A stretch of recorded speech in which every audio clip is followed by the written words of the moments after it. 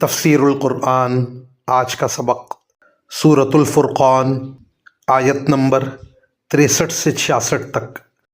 اعوذ باللہ من الشیطان الرجیم، بسم اللہ الرحمن الرحیم۔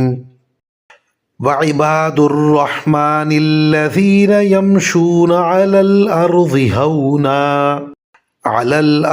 ہونا وَإِذَا خَاطَبَهُمُ الْجَاهِلُونَ قَالُوا سَلَامًا وَالَّذِينَ يَبِيتُونَ لِرَبِّهِمْ سُجَّدًا وَقِيَامًا وَالَّذِينَ يَقُولُونَ رَبَّنَا اصْرِفْ عَنَّا عَذَابَ جَهَنَّمَ إِنَّ عَذَابَهَا كَانَ غَرَامًا انہا ساءت مستقرا ومقاما۔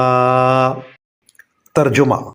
اور رحمان کے بندے وہ ہیں جو زمین پر عاجزی سے چلتے ہیں، اور جب جاہل لوگ ان سے جاہلانہ خطاب کرتے ہیں تو وہ سلامتی کی بات کہتے ہیں، اور جو راتیں اس طرح گزارتے ہیں کہ اپنے پروردگار کے آگے کبھی سجدے میں ہوتے ہیں اور کبھی قیام میں، اور جو یہ کہتے ہیں کہ ہمارے پروردگار جہنم کے عذاب کو ہم سے دور رکھیے، حقیقت یہ ہے کہ اس کا عذاب وہ تباہی ہے جو چمٹ کر رہ جاتی ہے، یقیناً وہ کسی کا مستقر اور قیام گاہ بننے کے لیے بدترین جگہ ہے۔